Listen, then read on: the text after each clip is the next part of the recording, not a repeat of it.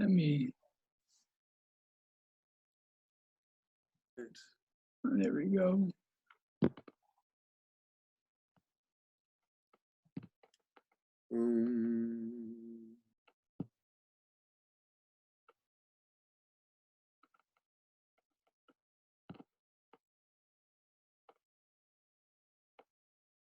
Hello. Hello. Hi. Hello. Hello. Hi, Becky. How are you? Can you hear me? Yeah, we all can hear you. Okay.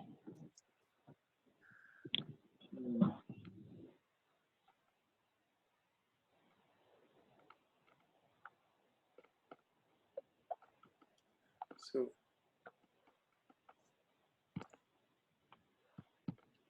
I'm trying to use words to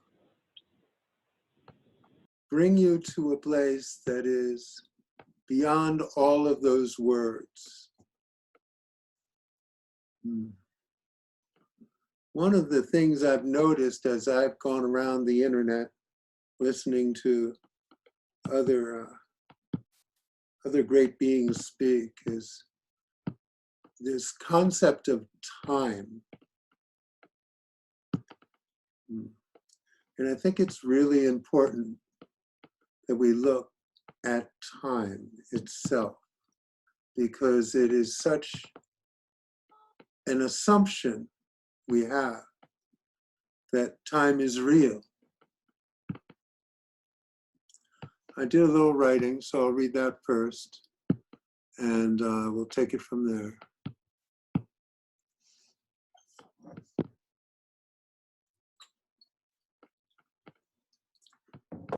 What we have here is a case of mistaken identity. God has imagined what it would be like to be very small, and here you are, pretending to be you. It's an attractive place in some respects. You have very specific features and qualities.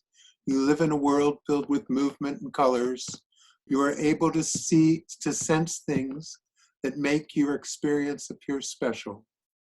But none of this is anything. You are simply mesmerized by the movements around you. The mind is fascinated with it, and your attention is fully devoted to the mind. There is a sense of time here, which makes the appearance of movement possible. But what is time?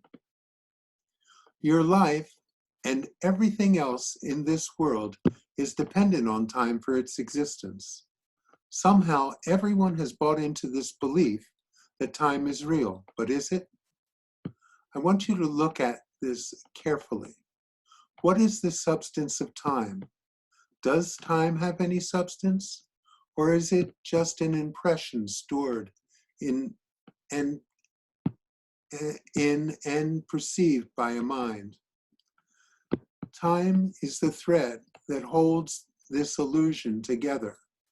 The mind is a tool that interprets time so that the body can navigate this illusion.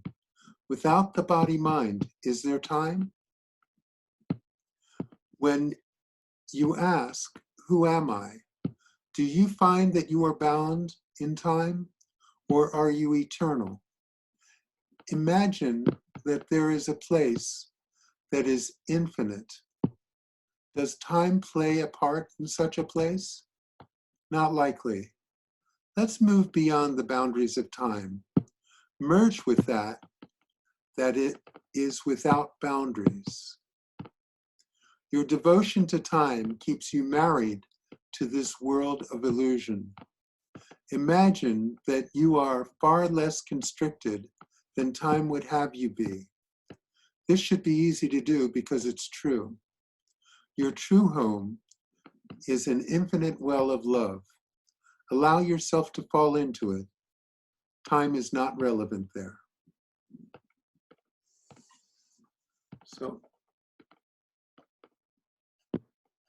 So I think it's one of the things that's overlooked, that time is really a major part of the illusion.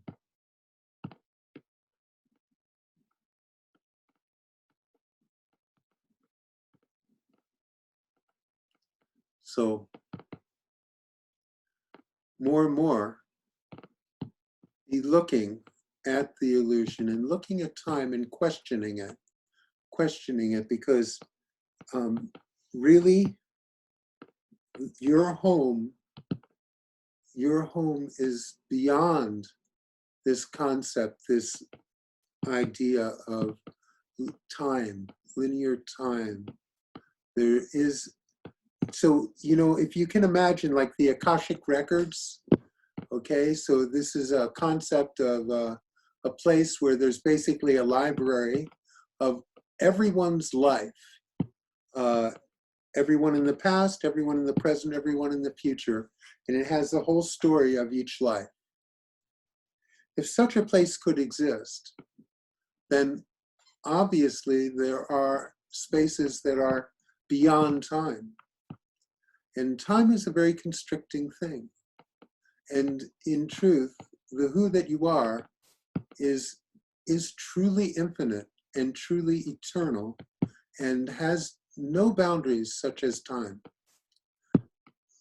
Time is just a boundary that's set in this world so things can appear to have movement, to have some sort of reality, to have some action. Something is happening. Something is happening. Here, we're here. The whole universe is one. Everything is one. Everything is happening and not happening at the same time. Nothing is happening. It just is. Everything just is. But all of a sudden, you're in this world where there appears to be movement, and you start focusing all of your attention on that movement and different aspects of it, and you find yourself lost in a world that is very constrictive and very limited. And what I'm saying is, your home, the place that you came from, the place that you're going to, is not bound by such limits. And so more and more, allow time to be something that is on the sidelines instead of in the forefront. Not something that you believe in. Like, why would you believe in it? It's not real. It's not any more real than anything else here. It's just a part of the illusion, and you can accept it as such, but certainly you wouldn't want to get married to it, because it's a very constricted place to be, and it will simply make your life limited and difficult and temporary and all the things that you are not.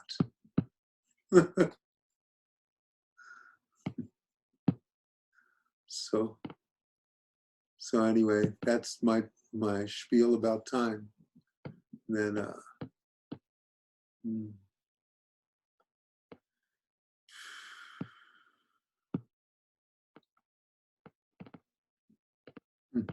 Ananta? yes. So interesting you brought that up first, because I was reflecting on that last night during my reflective meditation, and I was thinking about, being in the present moment. Well, you can't be in the present moment in the future. You can't be in the present moment in the past. And I started thinking about the present moment. Well, the present moment becomes the past in a nanosecond. Yes. So I started thinking, well, is there even such a thing as the present moment? There. Yes, go on. And so is that why this is all an illusion? Because you can't capture it. Well, the illusion wants to capture reality. Right. The illusion wants to be able to go to what's real. And that's the only flaw in the ointment. You've had the experience of this moment. You've had it in your life. But when you had it, the mind was somehow aside. And then the mind goes, that's it. And the moment that happens, that experience is in the past. You see? Right. So what happens is the mind, it's not a mind state, this sense of being here now, that sense of presence is actually not a mind state. It's a without mind state that is always present, that you occasionally fall into by mistake. And it does happen that you become aware of it, but as soon as you become aware of it, it ain't what it was. You see, now it becomes something that you had, something that you experienced, something that happened, but not something that's happening because you're involved. You see, so when you're trying to be here now, it's still involvement, it's still more me. Now, it's all right, you know, you do your best, fake it till you make it, mimic the truth, get yourself in alignment with it. But Right. ultimately, that sense of presence, that sense of being is the backdrop of your entire life. It's always there. It's always there. Nothing could happen without it. So that's like the canvas upon which all of this has been painted. Okay, but your personal awareness of it means nothing. In fact, what it means is that it's gone. Oh, okay. Well, if I can ask a follow-up question to that, or Yes. partly experience and then a question. So also in the last week or so, you know, I've had several times during the, you know, the 10 minutes or 20 minutes, whatever time I use, of this experience of no self, you could say, Yes. that is like the essence, and it sort of emanating into infinity.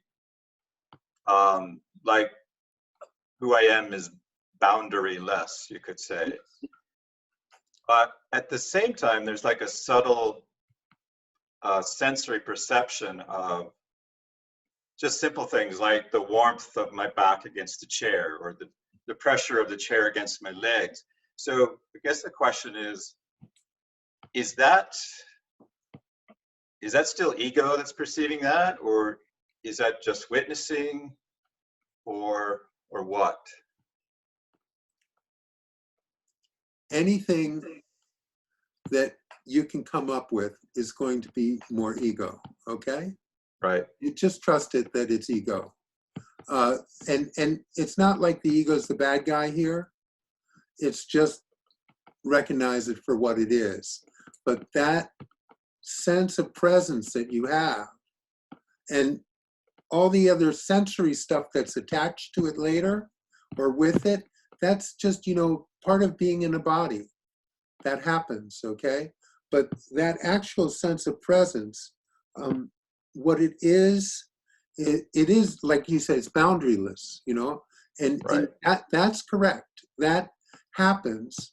And here's the thing, if you do this, like I've been suggesting, that the 10 minutes every hour, a residue of it follows you. So there's this sense of presence, and maybe it's in the background, but you can tell it's with you. It's always with you. And you see, now that's kind of it. That's kind of it. And what happens is eventually a switch happens where the primary is that sense of presence without a me, just that sense of being. And the secondary is the sensations and the thoughts and all the other stuff that happens, okay? But the primary is so great and boundless, just infinite, you see, and that becomes the primary. And then everything else, it changes your perception of everything, you see? So you might act exactly the same, you might have the same feelings, but none of it has anything to do with you anymore. Yeah. You see, and that's and so what happens is you live your life as if it were real, but no one thinks it is.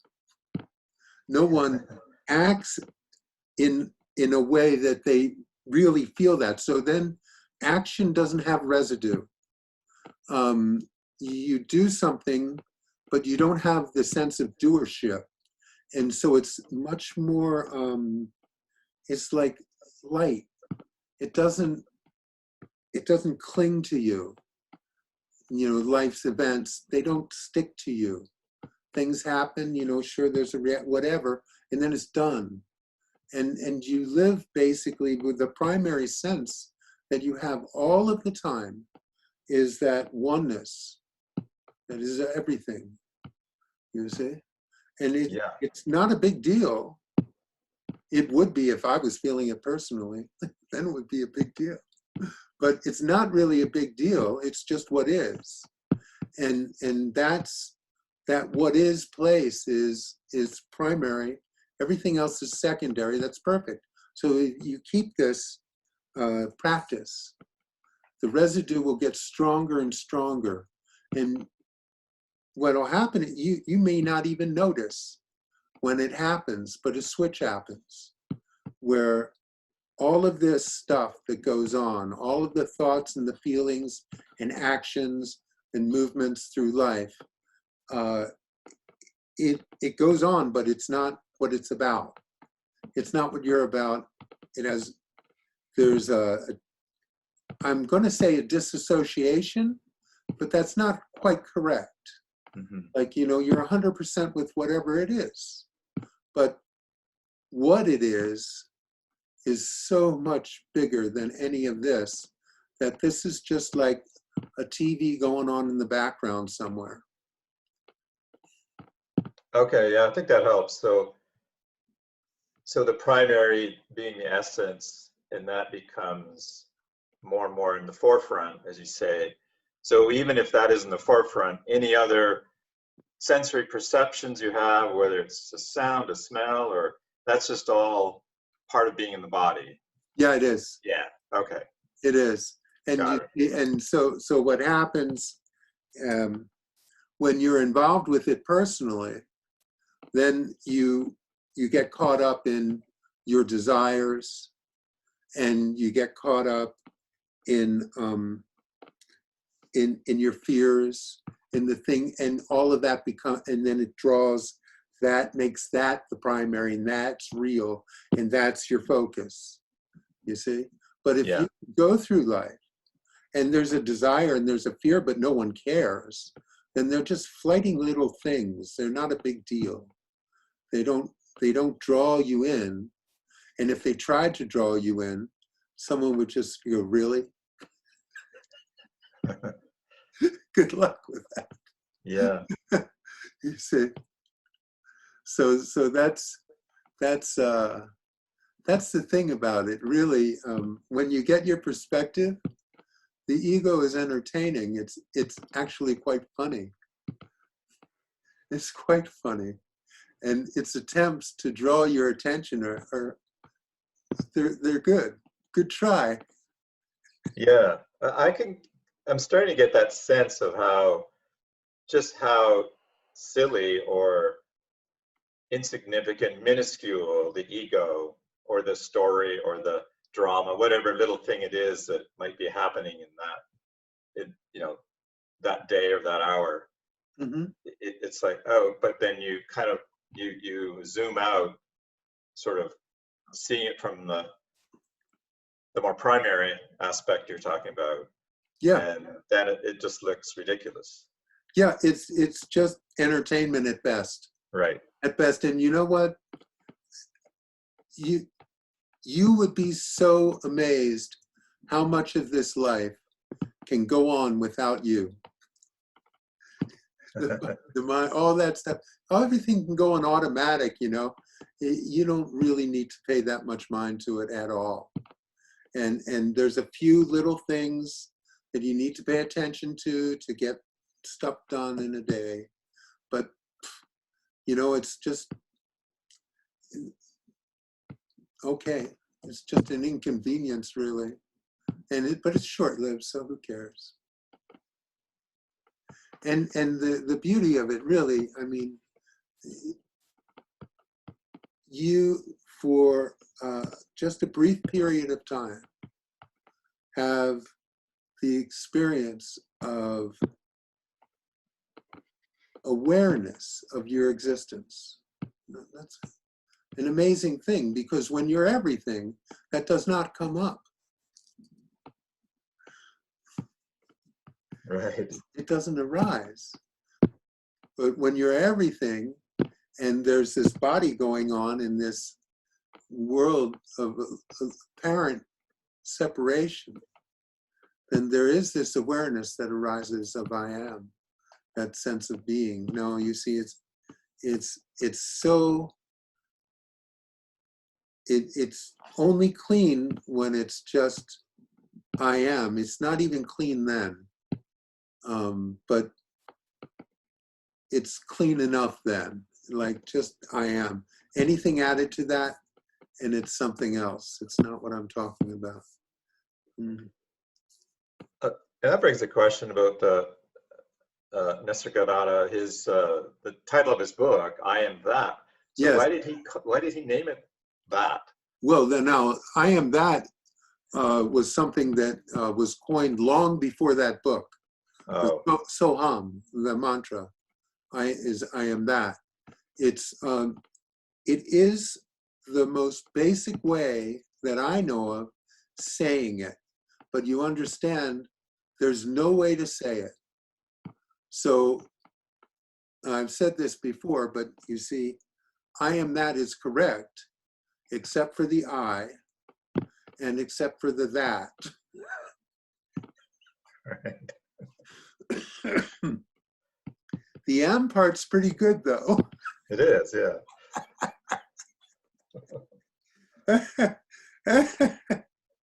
So that's all right. You see, all of these guys, you know, including myself, we're all talking about something that can't be put into words and cannot ever possibly be understood. So, Right. you know, Ramesh had this great, he used to say, you have a very deep understanding. He said that about me. I thought it was a joke. But he would talk about it as the understanding, you see. But you have to use words. You have to use words. And you know, so we're all, the thing about it is that these words are pointers. And they point to what I'm talking about. And they can get the mind looking in that direction. But as long as the mind is looking there, it won't see it. You won't see it.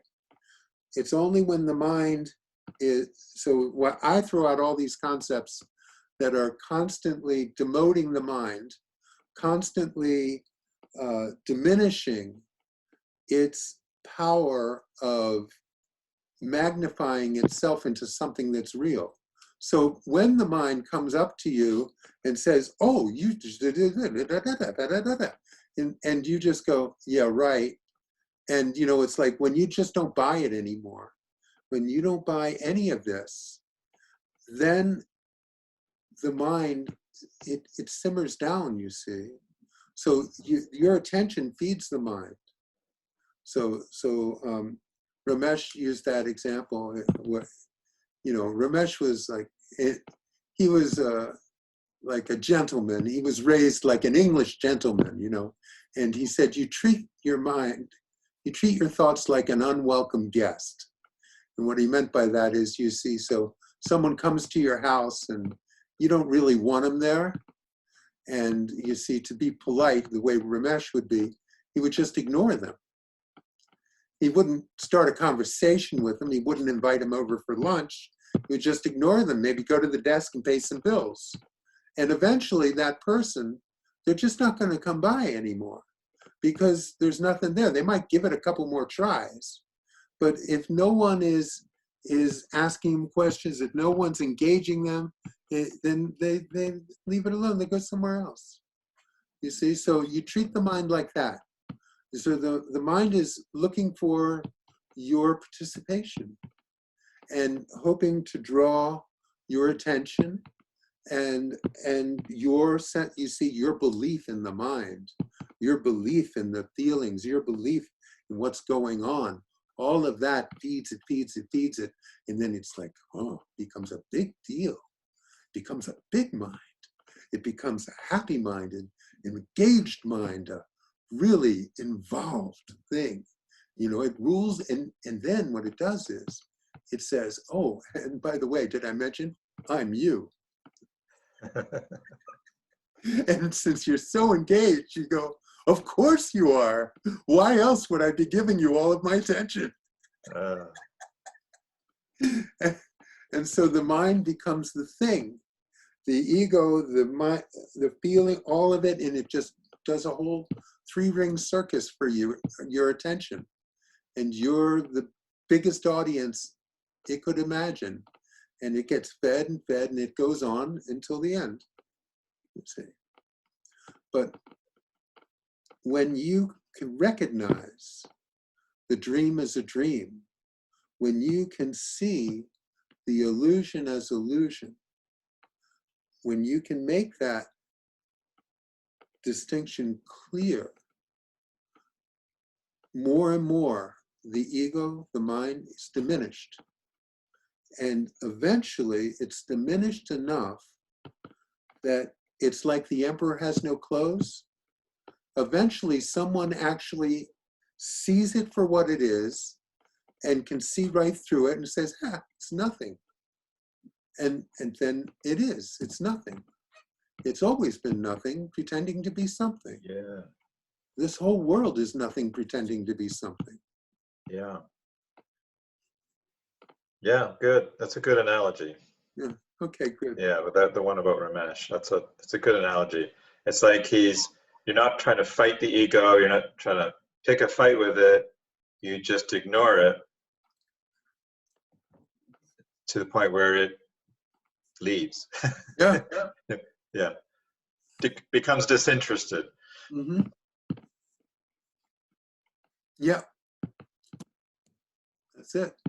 Cool. Good. Good.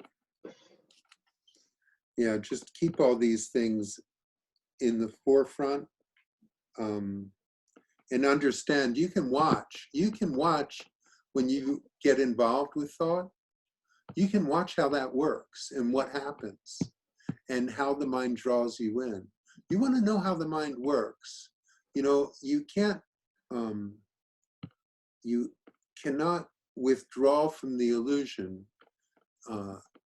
usually before you can see it, you see? So it's kind of like part of what happens is a surrender, and that's, you can't surrender what you don't know. You cannot accept what you don't know. So it makes the process far more unlikely if you're unaware. Not impossible, but unlikely. And so watch the tricks, because you know the ego knows all the tricks.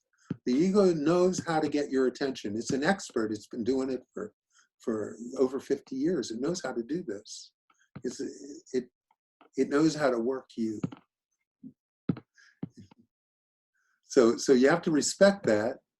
And you know, so I had a friend once who described to me his life, and he sounded like he was talking about enlightenment. And I said, well, that sounds good, you see? But then stress came into his life, and things got difficult. He started drinking again. All that was gone. Yeah, that was the test.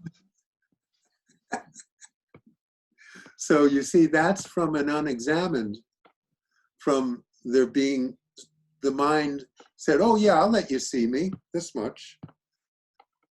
You know, play along with it, but keep some stuff in reserve for whenever it wanted to invoke its power again. Yeah, I think when you're saying that we can't the mind can't know, oneness. But I think all your words and all these talks, I think they help me to at least understand what we aren't, what we're not. Yeah. So that, yeah, I mean, you're right. Nothing you can't be put in words, but what can be understood is what we're not, I think. Yeah. Mm-hmm. And it's important to know what you're not. I found it was in my process, it was urgently important to see the illusion clearly. And in my case, that was part of the process. Because I had figured, okay, after almost 20 years of going to gurus and listening to all this and nothing had happened, it's clear at this point, I'm just stuck with the ego for the duration. And so I might as well get to know the ego. Yeah. Which is something I had been avoiding through my spiritual. I was trying to get away from that. So you see, and that was the problem. So diving into the ego, getting to know how it worked and seeing it, how it was insidious, it's in everything, and then writing that book, I could see the ego. I could see details of the ego I had never seen before. And eventually it was one of those cases where being able to see it clearly made it transparent. And then it was just simple. It was really simple. Once it became transparent, it's just, it's like Bugs Bunny now. It's not a serious thing. Mm. Yeah. Good. Thank you. Thanks, Donald. I'm glad you got a new computer. Yeah. It's a big difference. Yeah, that was frustrating last week or so. Yeah.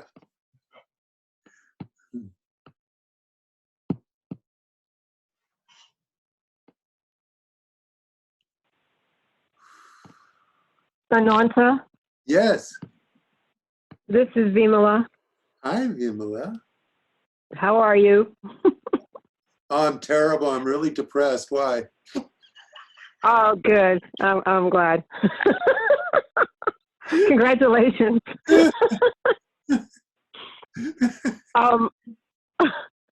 I just wanted to comment on the idea of how the ego knows us so well.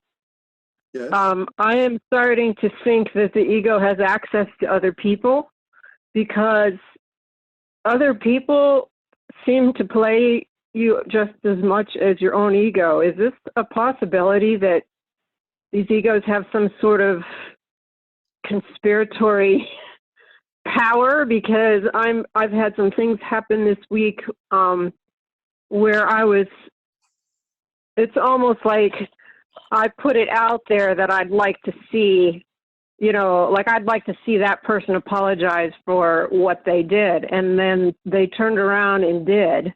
And it was like a shocking thing because it was a person who doesn't ever apologize. So anyway, I felt like when that happened that almost like I was being set up again or something. It's just, How do you mean? I don't know. Well, because I had written that person out, and then by that person apologizing, then I had to deal with that person again. And I didn't want to deal with that person again. But it was almost like I was being sucked back in to a situation that wasn't pleasant, didn't want to deal with. But I really felt when it went on that somehow the two egos of me and that other person were conspiring. Okay. Well, because it was like when people hit your Achilles heel, okay, or you're bopping along through life and then somebody blindsides you. That to me feels like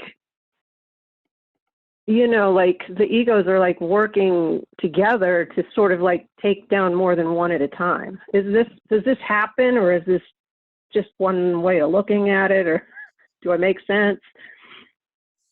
Well, there is this thing that I talk about called old moon.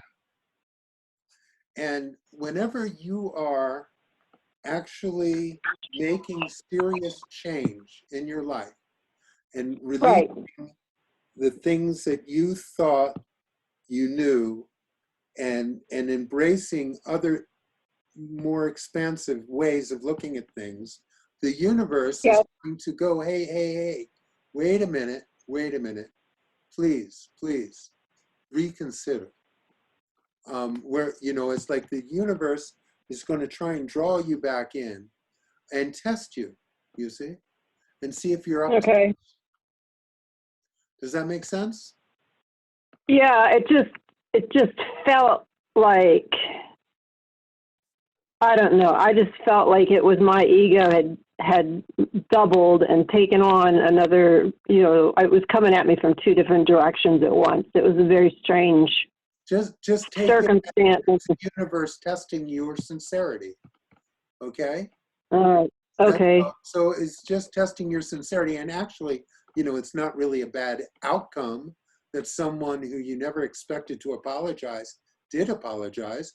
I don't even see what the issue is. I mean, that's fine. That's wonderful. I wouldn't be attached to it in any way. It's actually a decent outcome. Okay? There was a stage in my process toward the end where I had this urge to clean up some issues with different people. And I just, sent out letters or called or whatever, tried to clean things up that didn't feel clean to me. And one of them was my ex-wife. And I had written her a letter and saying that I forgave her for whatever, blah, blah, blah. And she wrote back, she goes, "Oh, I got over that a long time ago." It was like not received at all. And but I did my part. I wasn't attached to her receiving it or not. It would have been nice if she did, but and it would have been the same reaction on my part. That was nice. Okay, you see, like that.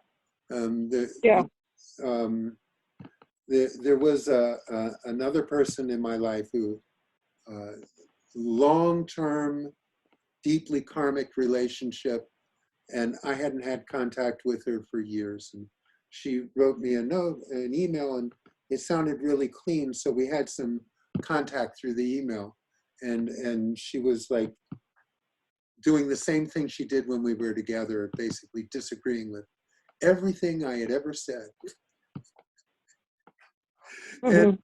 And so I just wrote her back, and I said, well, it's interesting how two people on such similar spiritual paths came out so differently, and left it at that. And then I was done, you see, but I was done. And she had never influenced me in that way. She thought I'd be, so she tried to get me back, the way that she used to. I wasn't going to defend my position. I'm not interested in that at all. So I wasn't playing the way that she wanted, that she was used to. So, but you see, the strings, everything's cut. So it doesn't matter, you see. So if what you were doing in your process was cutting strings, then someone just responding, they're responding because the strings are cut and they're free to respond. So that's great, it's fine. And you don't have to take it any further than that. It's not a big deal. I don't know what the big deal is, you see? The big deal is probably still the strings that are actually still there. So it probably just means that there's more cutting on your part. Okay. Yeah, don't worry about this. This is all ego work. You do what you can do. The main thing is that none of this has anything to do with you. Keep this in perspective. Keep it in perspective. Okay? Life's just stuff that happens, and there's different people that you have karma with, that you're going to have karma with, that different things happen with. And there's the Akashic records, and it's all written right there, exactly what's going to happen. So, it's going to go the way it's going to go. It's guaranteed. And there it is, going the way it's going. So just allow yourself to simply be. Okay? Try that. Okay. Just be. Okay. And watch what happens, and then be aware of where you get involved. And where you get involved, you want to ask yourself, you want to say, oh, look, there's involvement. You see? And usually when you see it for what it is, it poofs. You see? Yeah. And don't get caught up in this me work, because it's just more work in the illusion, you know? You can only fix yourself so much, and others and all of that. You can, when are you good enough? When is everything fine the way it is? When can everything just be? You see? So just let that time be now. Okay.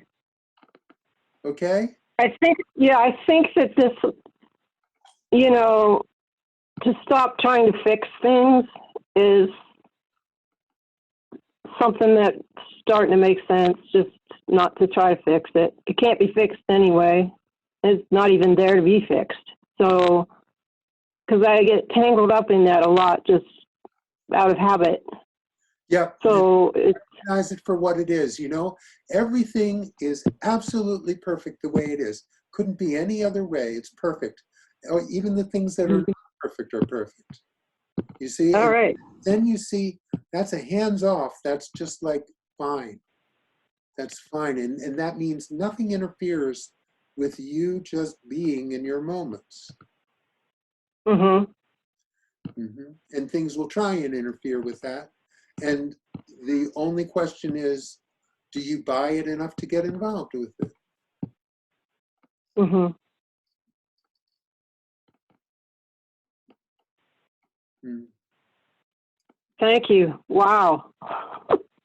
Yeah. Just remember, none of this has anything to do with you. Okay. It really doesn't. It really doesn't. In 1,000 years, you won't even remember it. I hope not. I guarantee I it. hope. Okay. That would be a tragedy, I'm afraid. That would be a real tragedy. Yes.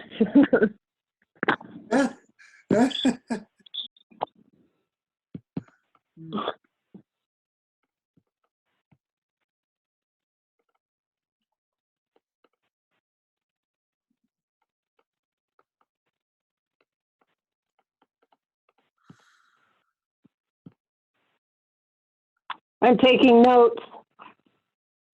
Good. Well, this will be on the internet, so you can take them directly. Okay.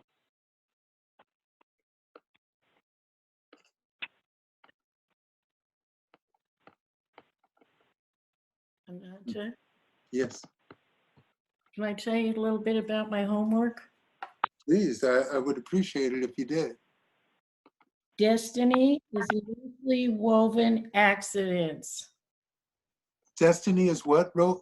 Loosely woven accidents. Sure. I like that. Didn't he say that? He can go on and on and on. Isn't it amazing? Wow. A lot of word garbage. It was almost too much for my brain. Yeah, exactly. Well, you know, this Advaita Vedanta is real, requires a strong intellect. I'd start writing, and as soon as I'd get writing, you would be on to 3 more sentences. And I'm like, wait a minute, I wanted to catch that one. There's a pause button. I don't know if you know about it. Yeah. But if you just click on it and then it stops. And then you listening, and about 2 days later, he'll get to it again. Yeah. How far along are you? Oh, about 6 days, day 6, number 6. No, I meant pages of the book. 6 or 6 half hours. Oh, 6 half hours. Okay, good. Mm-hmm. That's good. And take your time. This is not a speed contest. This is not a novel. Well, they have other gurus, and I've been distracted with Moji, and just it's been fun to see what else is on YouTube. Totally fine, totally fine. All those guys are great. I've been watching this Papaji too. Yeah. Yeah. He's a man of few words. Right, like the other guy. Yeah. Like Ramana. Yeah. A few million words. I thought I was wordy. No way. Well, you see, it takes a certain kind of person to be able to explain it all. It's What else do I have? It's interesting how it works. How many words it takes to say nothing. Oh, I like this one. Pursue any desire will always give you trouble. Yes. Well, any personal involvement is going to be it's going to be trouble. Of course it is. Of course it is. So pursuit of desire or even resistance to pain, whatever it is that you're personally involved with, there's no end to trouble. There's no end to trouble. So that's the nature of the beast. Got another one?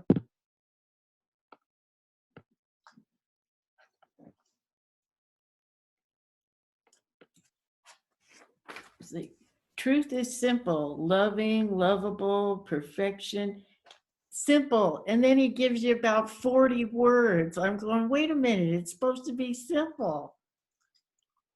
Well, it is simple. It's just not simple to put into words. You see, it wouldn't have been much of a book if it was like, I am that, and the words were, the truth is simple, the end. You see, it wouldn't have sold very well, but it would have been simple.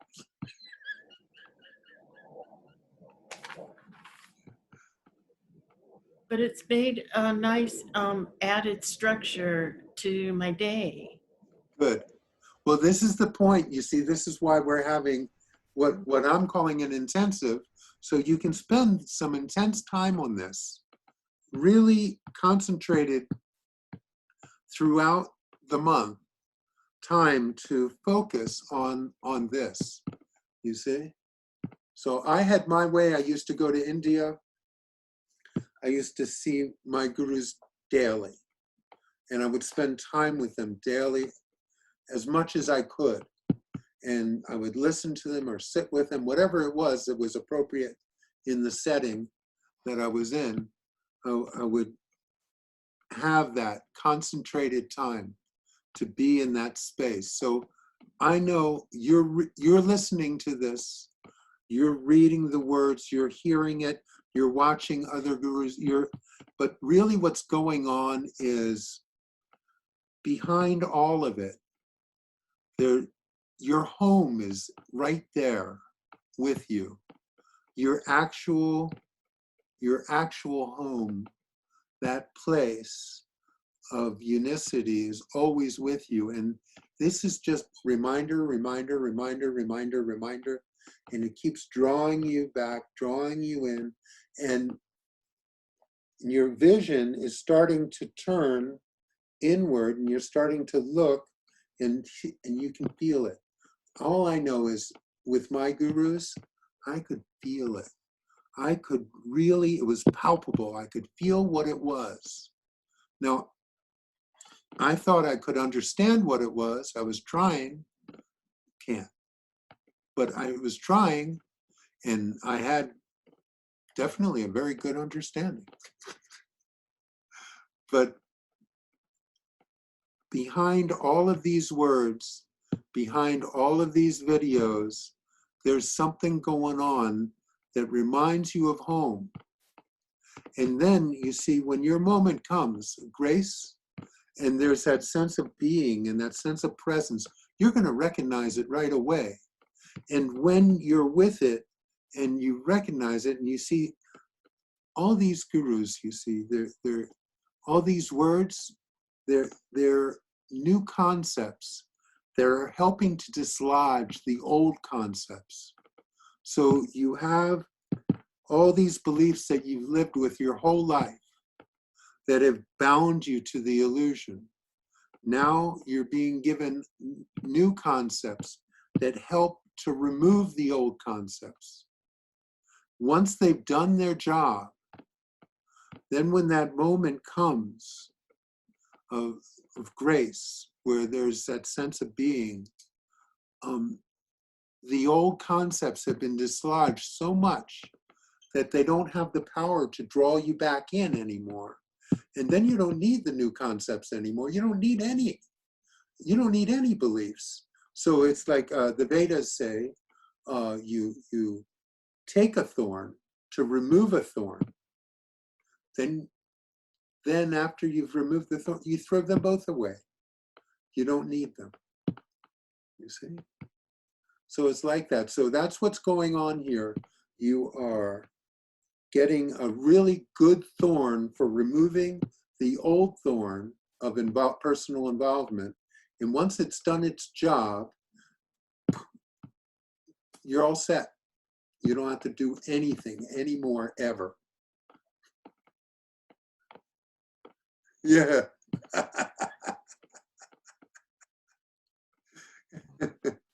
You could be a cheerleader for not doing anything.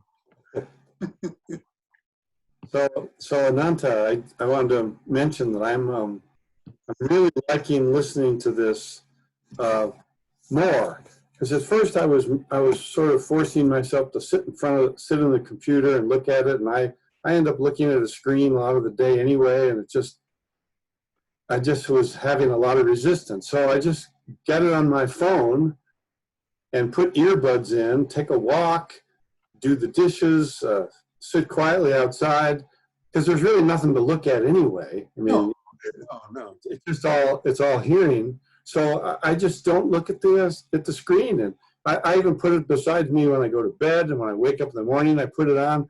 So, and I'm sure I'm missing a lot, but you said something last time. You said, let it just be like a wave just sort of flowing over you.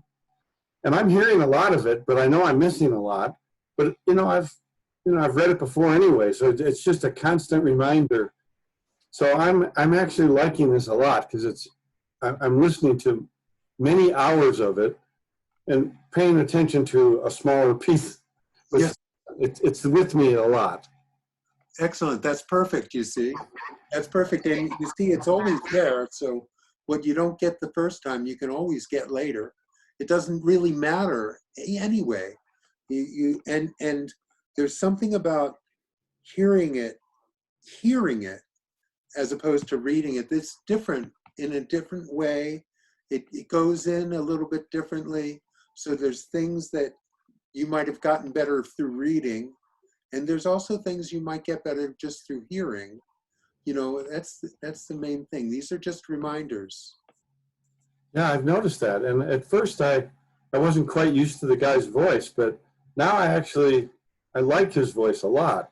He's just kind of calm, clear. He enunciates very well. Yeah. So I can just sort of just be there and listen. So I like it a lot, and I know I'm gonna listen to this for a long time, even after this 1 month is over. So good. That's this is a lot. It's a lot of hours, and it's a great exercise just to add to whatever it is you're doing that helps remind you. And that's the main thing, is that the last year of my sadhana was the year that I made a solemn commitment to remember.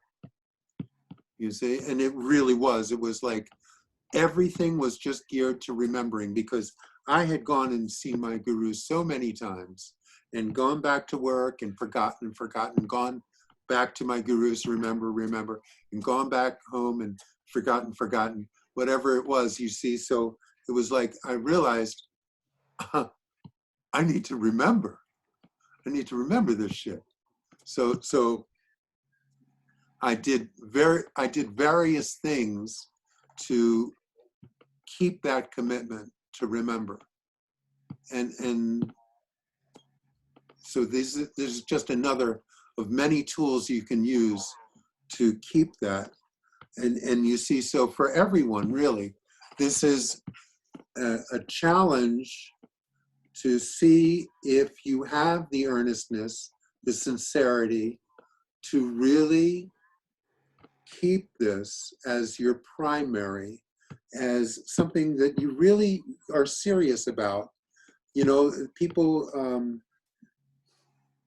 give a little bit of energy to the spiritual stuff, you know, some. Most people don't give that much, but, you know, even seekers, there's boundaries around it. And you want to be able to make it so that this is what it's about for you. And if you do that, it will bear fruit. It will definitely bear fruit. And if you don't do that, it's unlikely it could, but, you know, it's less likely. So keep it up. It's good. Yeah, remembering is a tough task. You mentioned last time, and I had the same experience, you put a yellow sticky on the mirror and you see it for a couple of days and then it just disappears even though it's there because you're just not going to pay attention. I have this little buzzer, this little device, you can set it to buzz for like a second for any number of minutes, 5 minutes, 10 minutes, 7 minutes, 27 minutes. So I put it in my pocket, and after, let's say I set it for 27 minutes, it buzzes, and that's supposed to remind me, and it does. And, you know, so every 27 minutes or whatever I set it for, it buzzes, and by the end of the day, I'm ignoring it. No, but if it were me, by the end of the day, I'd be throwing that buzzer far away. I'm using it to try to bring myself back. And, you know, if you're in the middle of something, you're talking to somebody, you're doing something you kind of need to do, you say, well, I'll worry about that later. So, you know, remembering is no easy task, but having this, having all these talks on the phone is going to help me, I'm sure. You have this, you have this new tool, these videos, you have all kinds of things. And so what you want to do now, okay, you were talking about the stickum, you want to keep mixing it up. Yeah. I was always looking for places where I wouldn't miss it. You know, now, of course, I would put it on the computer screen. I put them on the mirror where I used to look. I would put them on the light switch that I always had to hit, you know, so I had to see it like that. You know, and I always had my puja. And my puja was something that needed maintenance. I always had a candle burning there.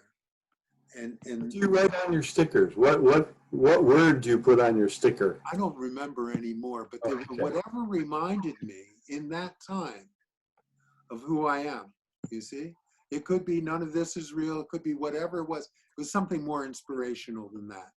But I would find things like in Ramana's book or something, I would find something that really struck me. So you'll find something that gets said from Nissi, and you'll go, oh yeah, that's it.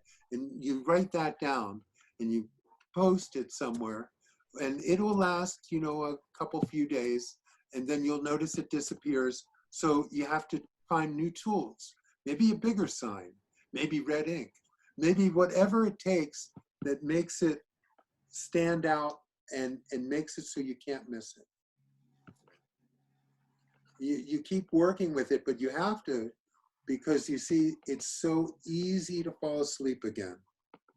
It's so easy to just fall into dreamland.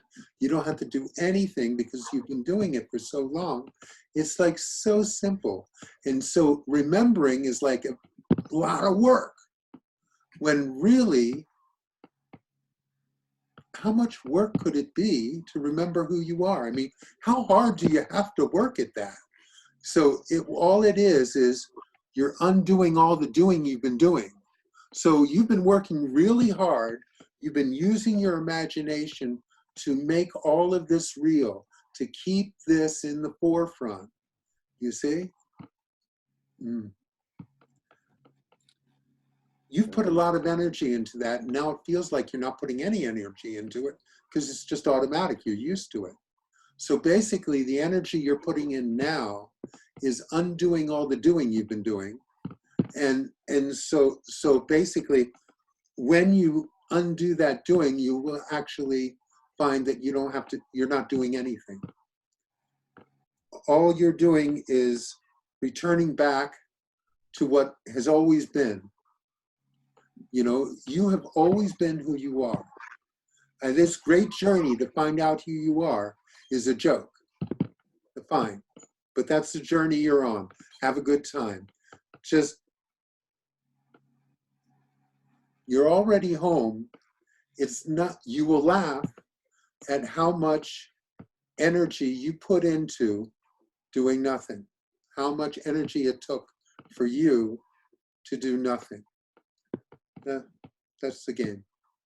So you just play it and do the best you can.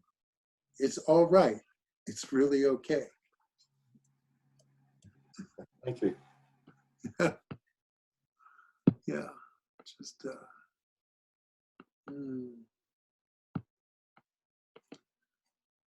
So keep it up, keep it up. And this is just another tool in the tool shed. These videos and these satsangs, they're just more tools.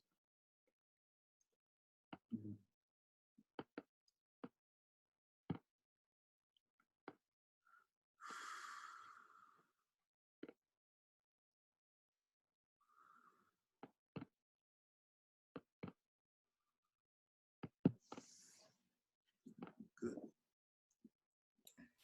Oh, there's Indigo. There's Gio. Hey guys. Hi. Hi.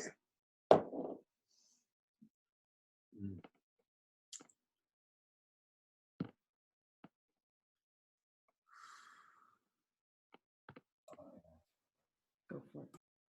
So good.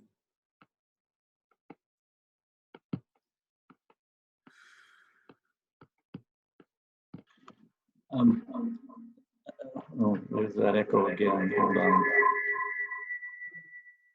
Oh, Dan's calling from outer space. Turn your volume off. For some reason, it bleeds. Oh boy. Okay. I have listened to 10 of the videos so far. And I noticed that I can only listen to them so long, and my mind starts drifting. So I have to stop, or my mind just drifts away, and I'm not paying any attention to them. Just like you're talking about your little notepads. It's just kind of the same thing, that I have to stop because my mind is going too many different places and not really paying attention anymore. But and then when that happens, I just turn it off and pause and go do something, and I come back and do it again. But there are a few things in here that I thought were pretty good, that I resonated with. One of them was, body mind is like a room. I do not need to live in it all the time. Like, seek within. Your own self is your best friend. And that kind of resonates. If you're not your own best friend, who is? And happiness, balance between inner and outer. You know, I never saw that as happiness before, but that makes total sense. So, you know, I'm getting some important concepts out of here, but it just takes a while before I can absorb them in, and I got to shut it down for a while before I could get back into it again. So. That's totally fine. You go at your own pace. Just stick with it. That's correct. And it's amazing, you know, the things that you can pull out of it that resonate with you. And they can be your reminders. They can be your reminders of what it is.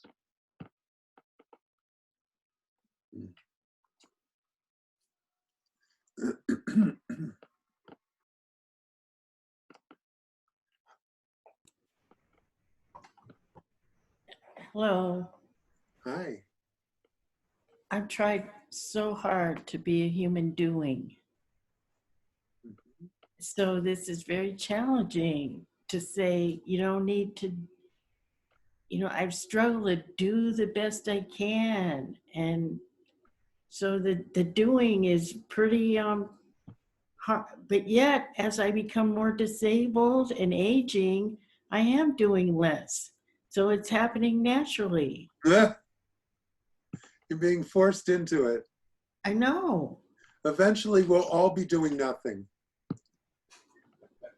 So that it makes what I can do even more important. So I kind of flip it and went to the ego way to say, I'm really going to do what I can do. So, yeah, well, now I want you to keep in mind, all of my gurus were extremely busy people. They were always doing something. Baba was the busiest guru I ever knew. He was so busy. He was always seeing people. He was always going places. He was always going to the kitchen. He was always doom. There were so many people and there was so much to do. And he had his fingers in everything in that ashram. So when I say about, not being the doer, it doesn't mean that nothing is being done. You see? It just means that you are not the one who's personally involved in that doing. The only thing that you are is who you are. You are resting in that silence, in that place of oneness that is connected with everything. And the action going on the screen continues, and you're 100% there and 100% not there at the same time. You see? and we're all doing that anyway, automatically. The key here is realizing that. Yes, indeed. That's why they call it realization. Well, it's kind of getting a cloud of your own way. It's getting out of your own way. Mm-hmm. Yeah, but you can't do it. Right? I also thought of the backdrop becoming in the forefront. That which was behind is becoming more in the present. That's it. Exactly. So you see, people are involved with what they're doing, personally involved. They believe that they are doing it. They believe that these are their actions, their feelings, their thoughts, their values, their whatever. All of this goes on whether you believe in it or not. You see? So you can know that you are the oneness of everything. You can be fully connected with that silence, with that stillness that fills the universe. And this little stuff can be going on without you at all being drawn into the belief that this is you. You see? That's all. So. And with all this staying home stuff, Yes. I think the spiritual commitment that we're doing right now, I would have been hysterical. I mean, if I think of how bad I would have been if I wasn't practicing the spiritual, sometimes I think I wouldn't even want to be alive. Like, oh my God, my social world is gone. I know, I'll never shake hands with anyone again. Oh, I don't care about that one. But it was a big deal. and it's becoming a no deal. Yeah. I mean, that's what listening to these tapes and doing the practices is something I thought was going to be really, oh my, it's just, it is. Oh, well. Yeah. So in that way, it kind of saved me a lot of energy and angst and a lot of grief and, you know, mourning even. Good. I'm glad you could avoid that. I think so. You know, everything just is. And I always think that interesting times are a good test to see where you're at, to see where you're really at. You know, it's easy, like I said about my friend, it's easy to have a totally enlightened position when there's no stress. The trick is, can you maintain that in the face of stress, in the face of difficulty? So that's the opportunity. It's great. This is really a good thing. I'm so happy for everyone that's able to take advantage of this. It really is it's a gift. So good.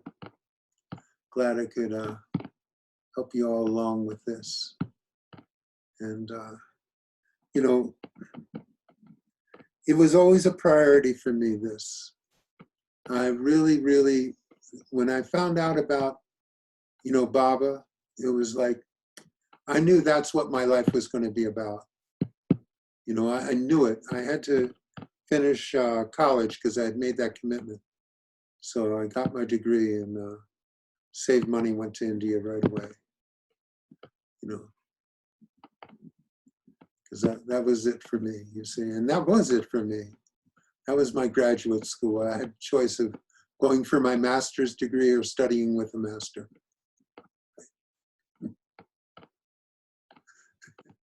I still don't have my fucking degree. God damn it.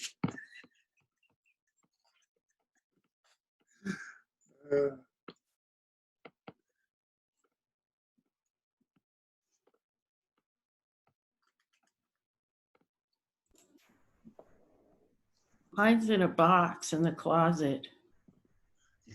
I found my college degree. I did in Hawaii, in Maui. I had it hanging over my toilet.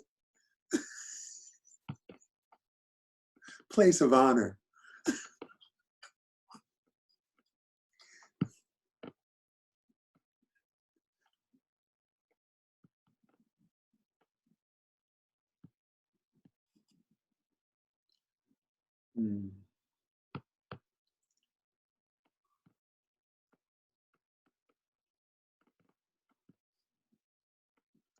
Indigo, you've got your mic off. Go ahead. Oh, what happened?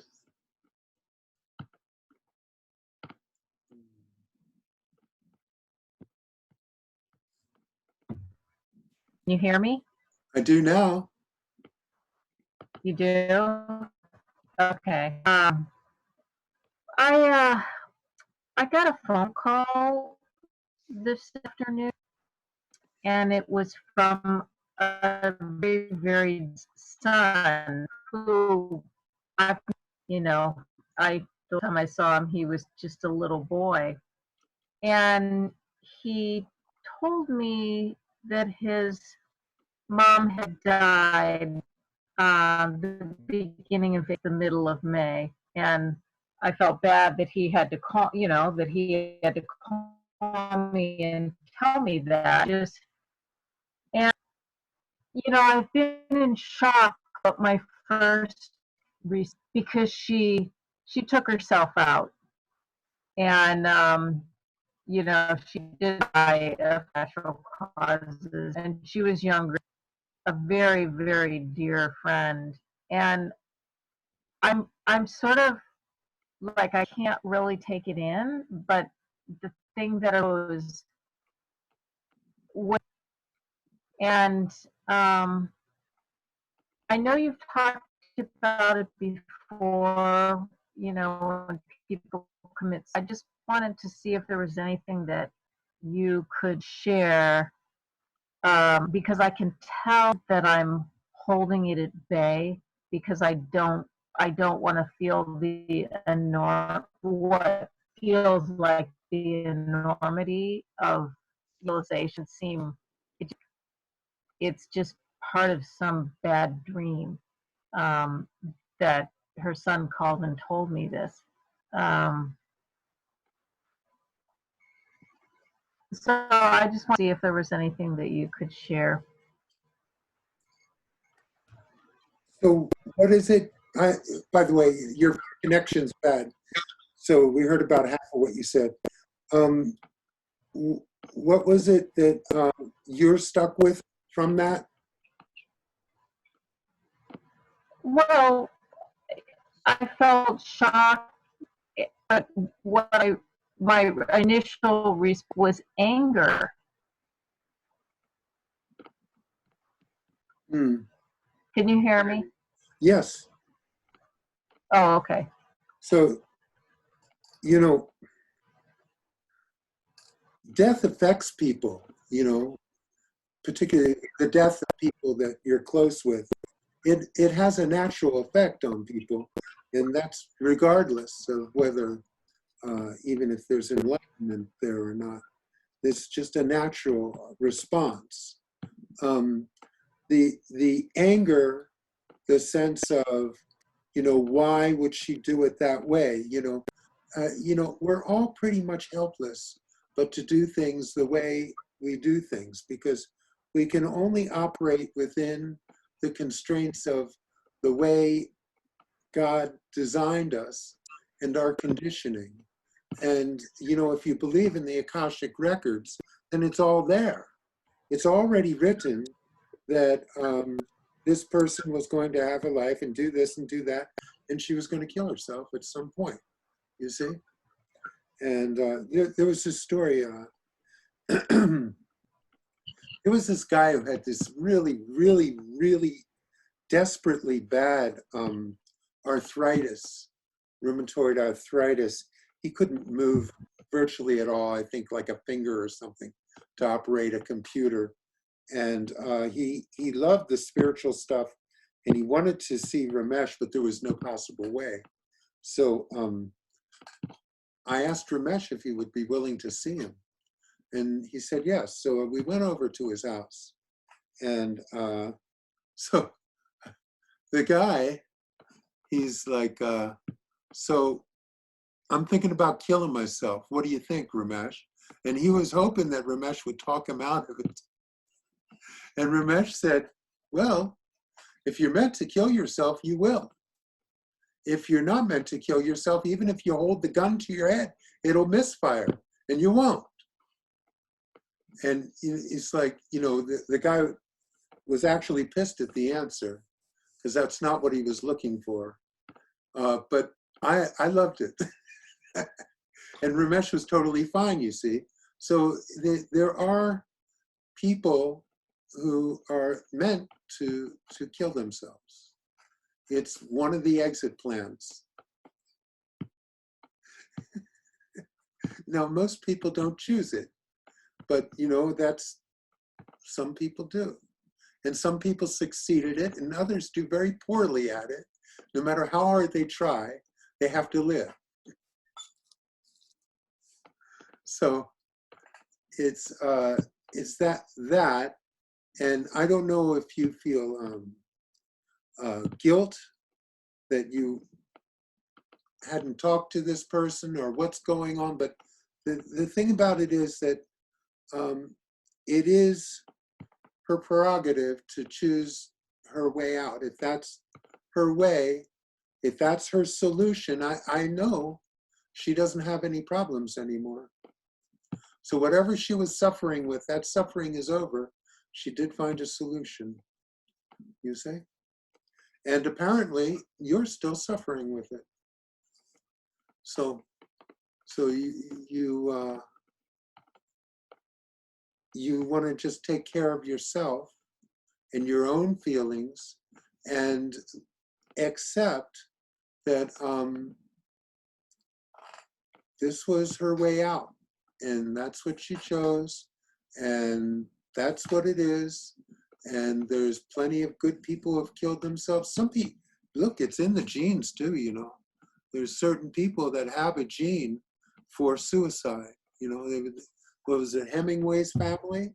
A history, generations of suicide. It's in the genes. It's one of the options, you know. Some people have genes for bad hearts. Some people have genes for suicide.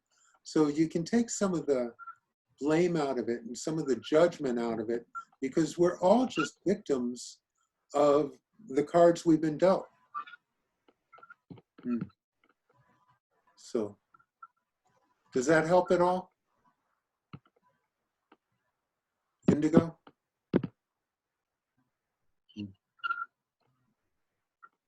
I don't know if she can hear me.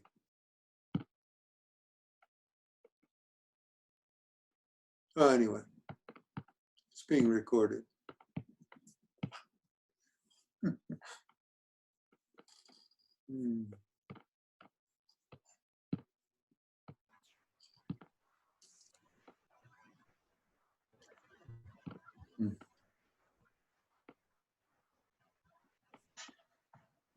So Ananta?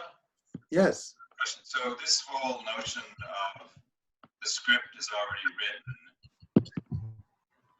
is that the same as karma? Same as what? What was it? I said this notion that the script is already written. Is that the same as karma? It's very simple. Yes, you could say it is. I'm just offering this concept because you have this sense of free will or destiny. And so since you have these two concepts, free will has gotten you nothing but trouble. So why not move into the concept of destiny? And that way you can be done with this whole notion that has caused you so much trouble, you see. So it's a useful concept in that it takes the me out of it. Takes the me out of stuff. Yes. So Ramesh really impressed upon me that everything is God's will. That free will was just part of the illusion, you see. And it was useful for me. It was a thorn to remove a thorn. I don't believe either of those concepts anymore. But during my sadhana, I was taught to believe, and I did believe, that everything is predestined. Everything is already written. So the Akashic records, like the idea that there's a history of your life that's already been written, beginning, middle, and end, that's already in the script, and you're just living out the script. Like, you know, in a movie, it's all new when you're watching it, but everything's in the reel. All the frames are there. It's just revealing itself frame by frame through time, you see. But, you know, as I said, and really, you know, I started this with time is the thread that holds the universe together, you see. It makes it seem like all this is happening. In order, it's all movement is all happening 1, 2, 3, 1, 2, 3, like that, you see. But if you go beyond time, then everything that's going to happen has already happened, you see. So it's just a notion that you have that makes this illusion seem real, that there is any choice at all, you see. So, and anyway, at the end of the day, none of that really matters, because as far as I don't know what's going on here. I can't see you now. Indigo, maybe. I'll mute her. That's what it was. Go on. Oh, okay. So I guess, yeah, I'm just thinking, well, at the end of the day, none of that really matters as far as karma or this script is already written. I mean, maybe useful, but because any of that wouldn't have to imply that it's applying to an individual. Yes. So why would Ramesh even, I guess, discuss any of that anyway? Which part? Well, the whole thing about karma, or everything is God's will, okay, but you're still talking about an individual in that sense. So what does that got to do with? It's always going to be that, as long as you put it into words. Okay. It's always going to be for a mind to understand. You see, so it's flawed in that way. Right. I mean, it's ridiculous to think that God has a will, isn't it? Really? It's such a primitive little thing for people, but it's all right. These are just putting it into words. So you get a picture and a feeling for what it is, you see, and if you can move beyond this limited concept of yourself, you see, limited to karma, limited to time, limited to thoughts and feelings, and all of this world here, you see. This is an appearance in consciousness, and consciousness is everything, is forever. Everything is consciousness. Everything. Everything. And here you have a concentrated something that is actually nothing, but it appears, it's the appearance of something, you see? Because everything has to include that. So here it is. Congratulations. Happy Illusion Day. We should have a happy Illusion Day.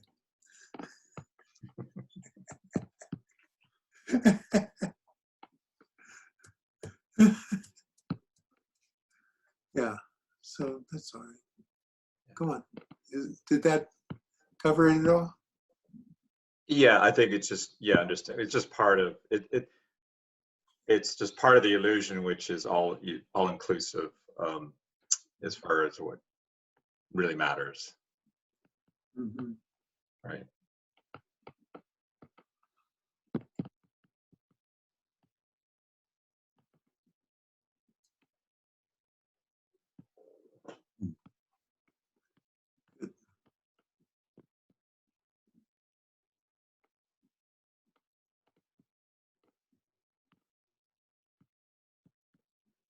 Mm.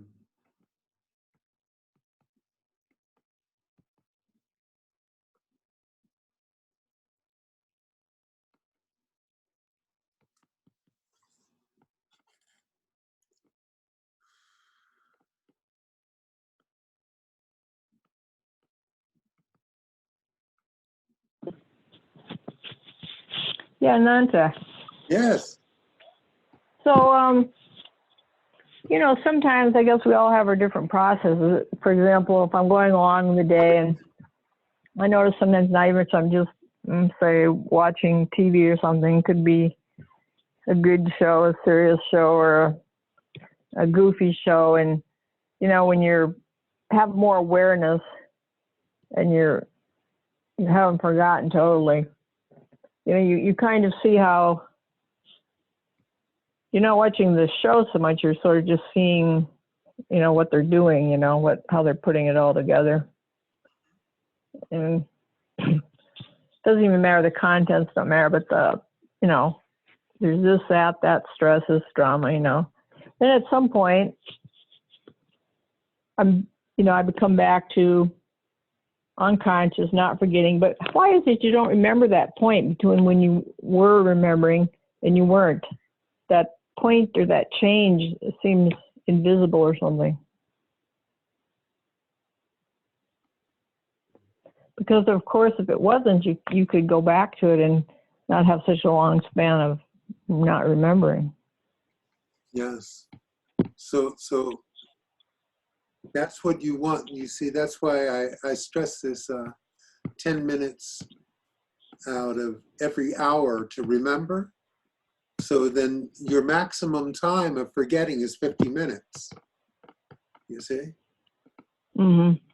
So that's the ideal, is to keep your time of forgetting short. And what happens is you forget, right?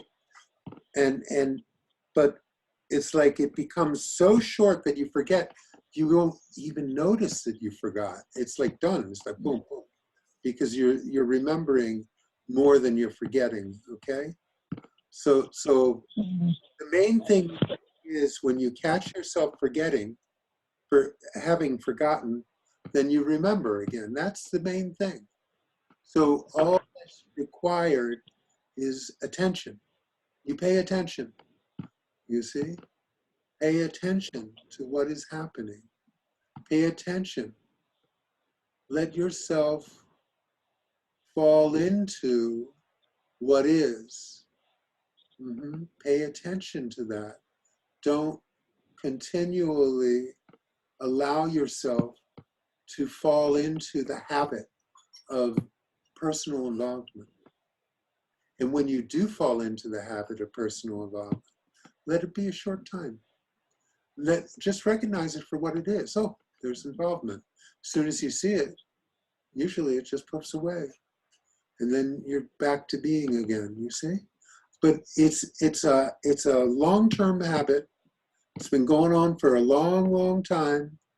And so it takes a lot of attention, sincerity, and earnestness to really, you take your guru's words and you actually apply them, believe them, and just 100% hold that sacred in your daily, you see? So you hold it as a sacred thing that you keep with you always. So continually, I mean, you can forget, it happens. But as soon as you forget, you remember. So it's okay, it's just part of it right now because you're in the process of learning to remember. And then once you fully remember, you don't have to work at it because it's what is. Does that help at all? Mm-hmm. But it seems like a magic trick or something, because you're going along, you have some awareness, and then it seems like a lot of times by the time I'm aware that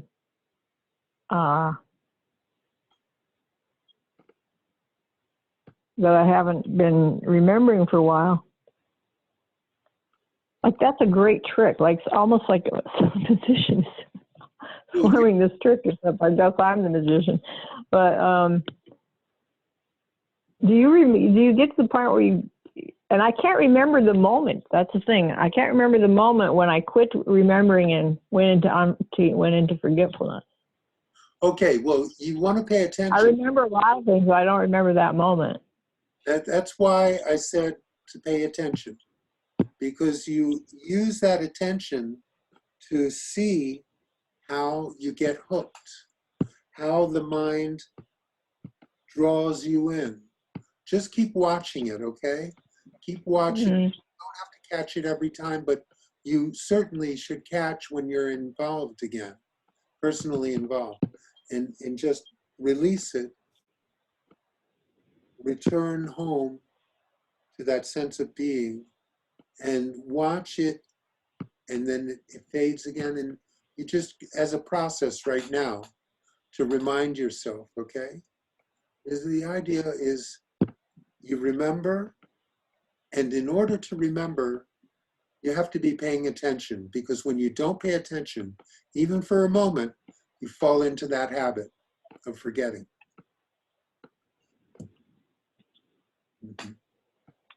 That's all. Just keep watching it and apply yourself.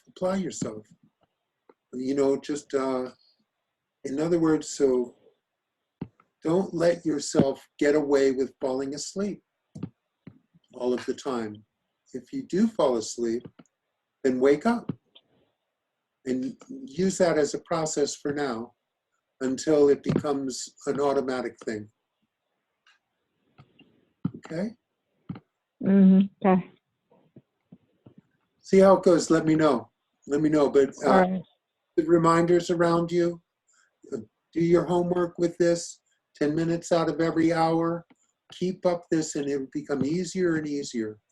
And the forgetfulness will be shorter and shorter, less frequent. But all of it is testing how earnest you can be about this. What percentage are you willing to apply to being where you are? And knowing that place, home.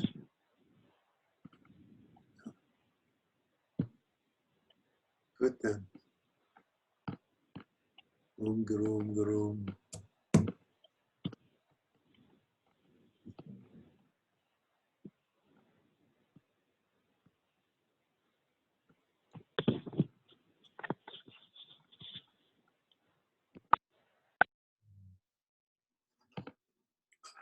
Nice.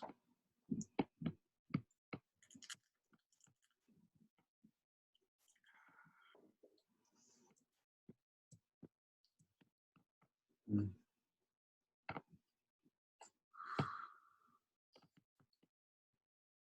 Mm.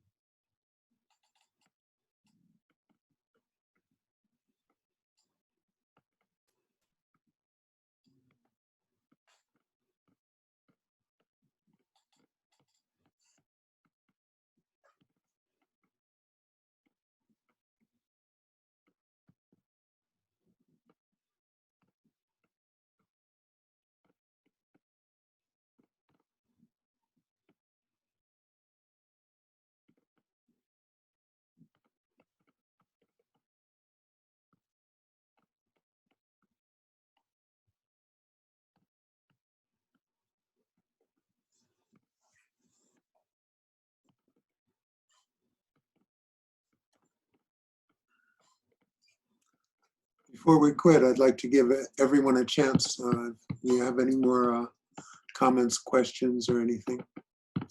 Please chime in.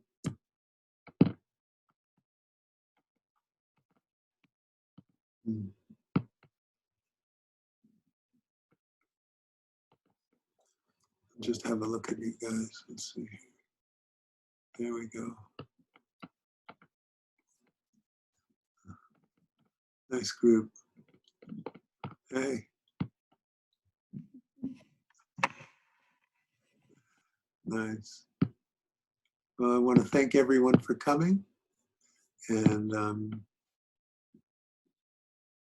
just pleased to see you all. And then that concludes another day of the intensive month. Yay. And we will be back here Sunday afternoon, 3 o'clock.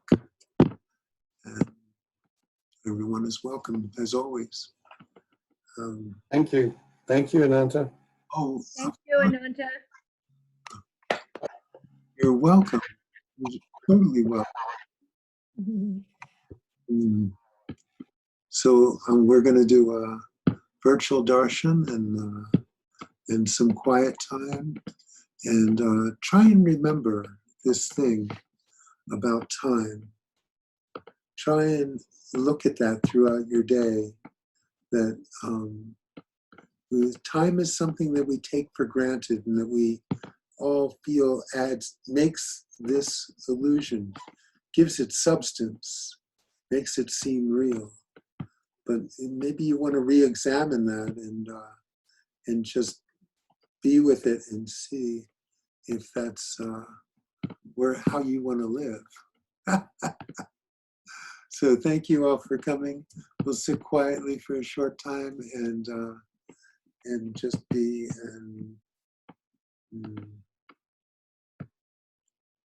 yeah. There's really no words for any of this. So we'll go into silence for a while. Love, love.